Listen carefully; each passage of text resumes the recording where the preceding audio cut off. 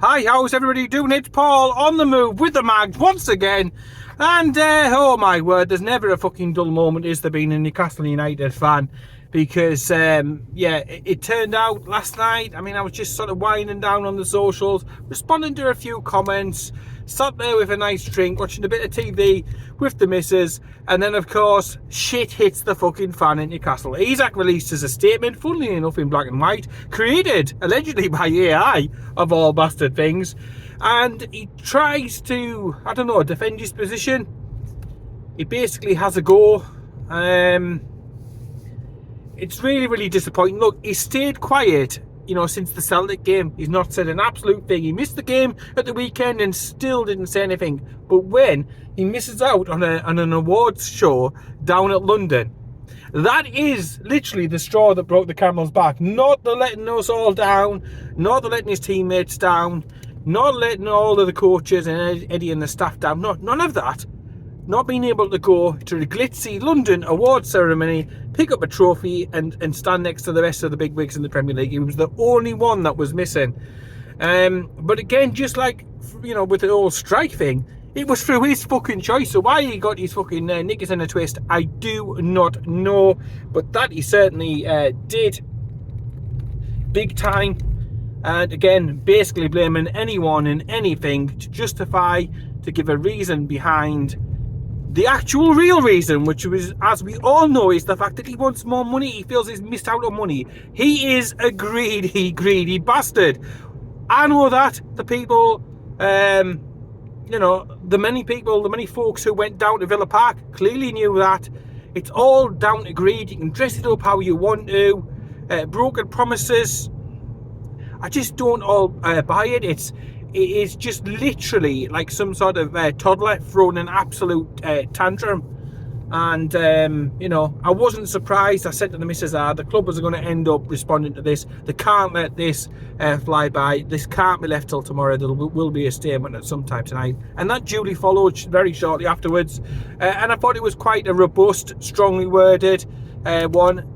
Whilst remaining dignified, still offering this absolute Swedish rat a route back into the fold at Newcastle United. He doesn't know how goddamn lucky he is. Because if it was me, my statement would have been, enjoy the reserves. I hope you like Whitley Park, Whitley Bay and stuff. I hope you enjoy reserve trips. I hope you enjoy training with the kids. It would have been something around that. As opposed to anything else, because I think he's pushed it that much that just to make a point, it would be worthwhile.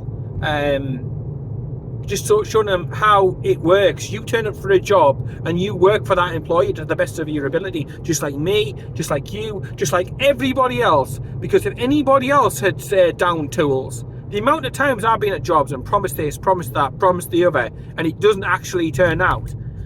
But I don't down tools. You don't down tools. Because if you did, you wouldn't get fucking paid. Never mind a fine, you wouldn't get paid. That's the way that it would work. We all know it. So that, I thought the club's response to him was firm. It was fair. Like I say, it offered him an opportunity to sort of, to come back from the precipice and stuff like that. And what it did throughout it was to highlight the fact that Isak is an absolute fucking liar, because they said themselves in the statement, no promises were given to Isak at any time. It also discussed in quite detail as well. Look, we spoke to Isak, we've spoken to his representatives, and we've told him honestly where how the land lays, basically. What would be the circumstances where we could authorise and we could agree to a deal? Because it has to benefit Newcastle United, the supporters, the rest of his teammates. It isn't just about Alexander Isak. I know that's a difficult thing for him to be able to get his head round, to take his head from up his arse for 2 seconds. And then just to realise that the world doesn't revolve around him. It's a scary thing, isn't it? A scary prospect, but it doesn't. So yeah, He's a liar. Nothing has been said of the sorts. If we were to sell, there is certain things that have to happen, and those things are clearly the valuation has to be met. The club's valuation is £150 million. Liverpool can get arsey all they want and as long as they want about it, but if you're not paying the price, you can't go into Asda or wherever else and say, you know, oh, everything's going up left, right and centre. I'm not paying, you know, £2 for that loaf of bread. I'll offer you 50 pence. Put your money down and walk out. It doesn't work like that in the absolute real world. And it's the same with this. It's business at the end of the day. His valuation's £150 million. That has to be met. That's the first part of it. And then for us to allow him to go, we have to get in 2 suitable replacements. Not 1, but 2, because Wilson needs to be replaced as well as Isak needs to be replaced. And now there isn't a huge amount of talent out there, hence the price that we're quoting for Isak in the first place. You know, if there was loads of strikers, if there were 10 a penny, if there were plentiful, then the price would be reflective of that. But because it's literally, there's not many about, then, you know, at the end of the day, the price is what the price is. We're struggling to get in, you know, other players, alternatives to him. If we were to get one in, if we were to get Visser in, it may open up discussions, but the deal would only surely happen if we were to bring the second player in, because Visser is the replacement for Callum Wilson. And how long has that took us to get, you know, anywhere near even sorted? And it still really isn't sorted at the moment. So you've got that one. So to sign 1 takes a lot of effort, because literally they're as rare as hen's teeth. To sign 2, you know, it's a very, very complex, detailed process that the club has struggled with all summer. And look, they're saying, if we get our, you know, ducks in order and everything, if we get everything sorted from our perspective and we receive a suitable, you know, offer for what we believe you are worth in the market, then we will consider a sale on our terms. Because at the end of the day, you know, you talk about broken promises. The broken promise that I'm particularly concerned about is the broken promise that you made when you signed the fucking contract. You know, when you were the Emil Heskey of Spain, scoring 5 or 6 a season. And again, were Liverpool sniffing around? Were others sniffing around? No. Newcastle United took a chance, they took a punt, they invested heavily in you, we brought you over. Eddie and the rest of the coaches have worked and improved you. You know, we've given you the absolute platform to be able to, you know, perform. You wouldn't be where you're at without Newcastle United and without the fans. And the fans obviously weren't mentioned in his statement last night, which is another kick in the bollocks if you ask me. But yeah, he was bobbing around, an absolute nobody. We've helped, you know, no doubt about it. He's a world-class striker, one of the best in the world. But we're not going to just let him go for anything, are we? You know, it has to be.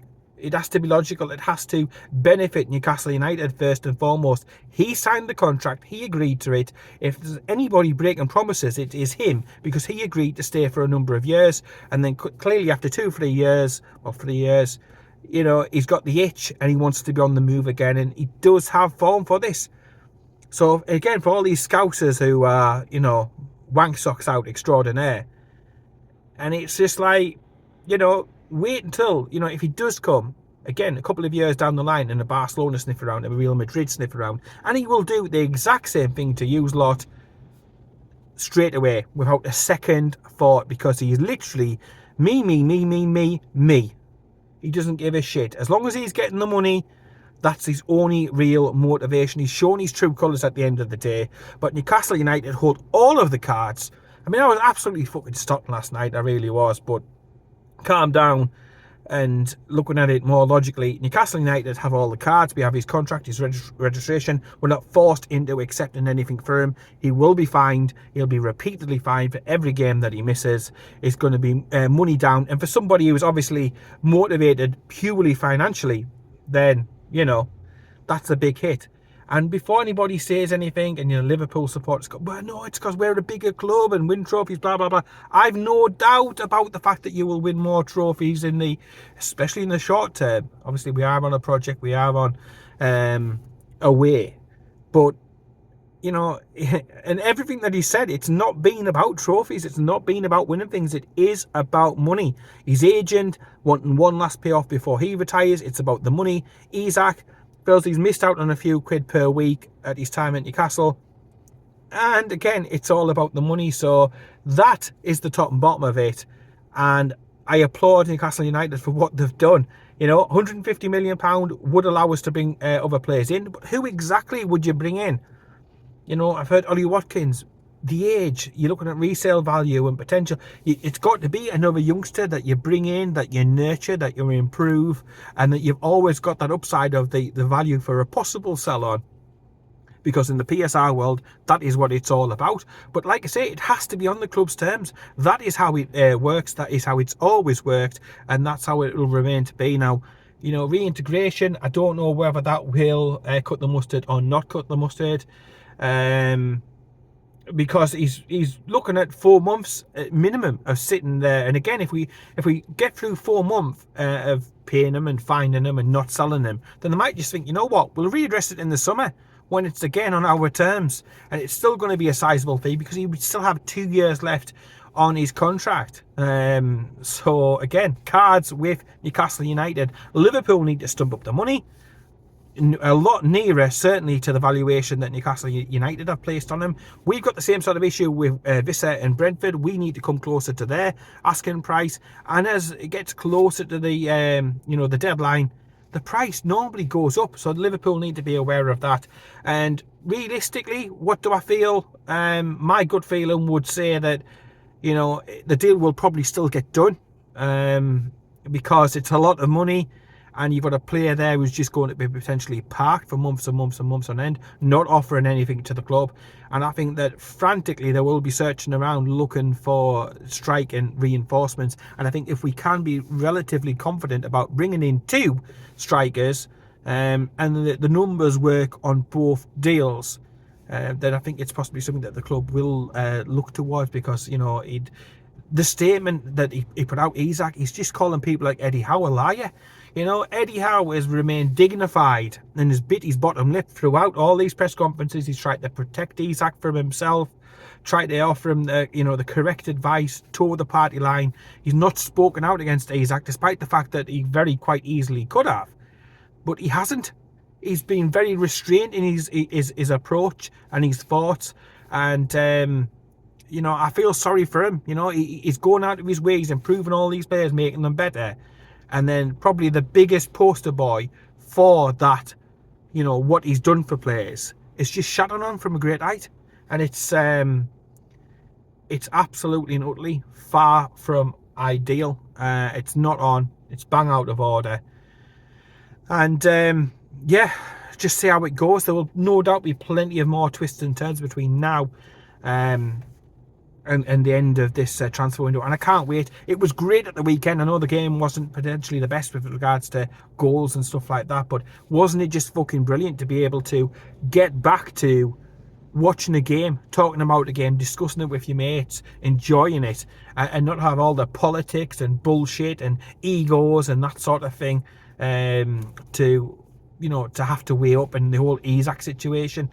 You know, that was a nice escape from it. So I can't wait until we get to Monday. But I've just got a feeling there'll still be an extra little bit of needle into that match. I'm looking forward to being there. No doubt going to be a special atmosphere. Looking forward to seeing what War Flags come up with as well. They normally have a way of just summing it up ever so nicely, concisely, precisely. So I cannot wait to see War Flags' display on Monday as well. I'll leave it there. But in the meantime, just please do click like on all of our social media accounts and the YouTube one, which we're especially trying to get pushed up and away and going. That would be a great help if you could click the subscribe, the like, and make some comments in there. I will be replying to all the comments from the videos throughout the season, you know, for the first couple of days, trying to get down to, you know, improving that side of things. So I'll leave it there, but take care, keep it tuned. Let's hope for some more positive news and maybe a striker breakthrough. That would be nice in the next couple of days. And I'll speak to you later.